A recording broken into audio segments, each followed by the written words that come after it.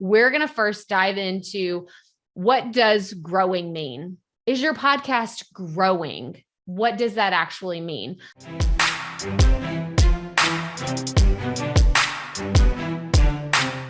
Because this is important to understand, because everything else that we're talking about here today are going to be, it's centered around growing, but we have to know, hey, we're on the right page as far as growth goes. So here's how I define growing stats. Hey, Emily, it's okay. I'm so happy that you're here.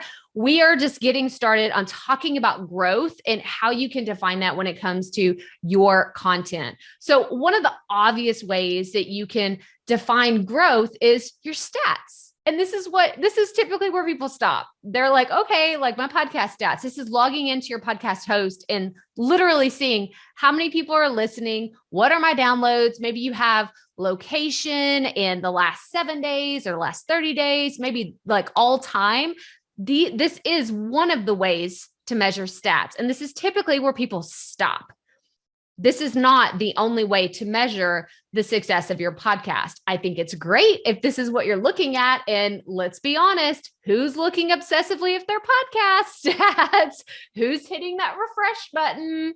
I've done this so much. I tell people that launch their show, if you're hitting refresh on your stats all the time, you're totally normal, but it shouldn't be something that you continue to do every single day. Let's not get too obsessive with stats. I'm going to tell you why in a second. It's really important. But the social stats, this is another thing, right? If you have Instagram, if you have Pinterest, Twitter, TikTok, like all the different places where you can measure your social stats, like engagement, followers, how many DMs are you getting? Are you getting new subscribers over time? And what does that growth look like? This is another way to measure, well, are they coming from the podcast? Like, is everything kind of going up? I lump YouTube subscribers in here as well. But lastly, your overall platform numbers. This is what I think is really important to look at, because when I say growth, I'm talking about all three of these. I'm talking about your website visits, your email subscribers, your revenue generated, how many speaking opportunities did you get because of your podcast? Like all of this is interrelated. If you're creating content on a podcast, I want you to think about it in a more global perspective instead of just, I got 23 downloads last week, because it really and this is what people will tell me. And they're just like, that's all I got.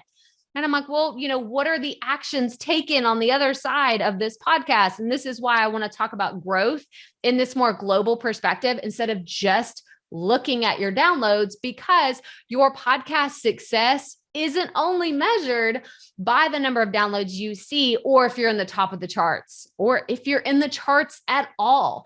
I want you to think about your podcast making a bigger impact than just, oh, I got a few downloads this week. Let's think about it in a bigger perspective, because that is how you can set goals for your show that will make a bigger impact in 2022. So take a deep breath and relax, because we're going to get a little vulnerable today. I'm going to share with you here in a second, like I said, my cautionary tale. I'm going to pull back the curtain and show you some things, because I think it's important that we be really raw when it comes to looking at our numbers, but we also don't judge them too harshly, because like I said, it's not the only measure of success, but you have to look at the information, the data, the numbers to know what's going on and how to go from where you are today to where you want to be. This is what's really important.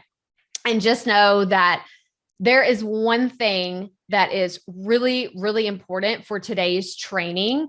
And that is, it's okay. Wherever you're starting is where you're starting. Don't judge yourself so harshly. And I just want to tell you that, y'all, let's just get into my cautionary tale. Okay. This is true. Let's just say real true, real honest. Look at this. This was my first year of podcasting. Do you see? It's almost flatlined. I think it was roughly right at 10 to 12 months of my very first podcast. There was hardly any growth. I think that I might have had 100 to 200 total downloads in a month.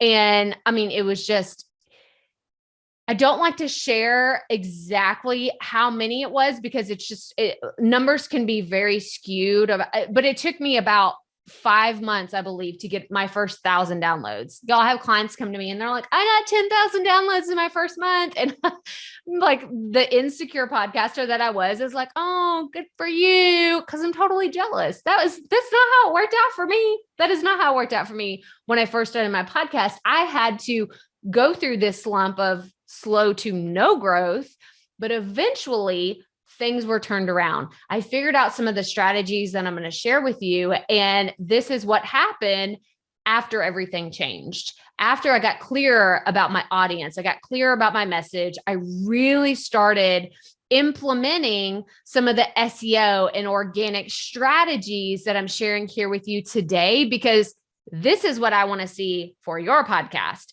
I want to see things go like, oh, okay. Like traction is happening. Like things are starting to work, but it took me a year. It took me a year to get here. So I said, this is my cautionary tale, because I don't want you to wait an entire year. If you're just getting started, maybe you've been podcasting for a while and you're just like, oh my gosh, I'm ready. I'm ready to see my numbers start to jump.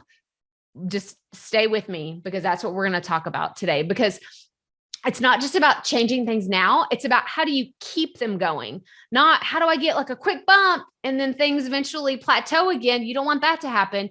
You want it to be a steady growth over time, and you want to keep growing. And that is what we're talking about.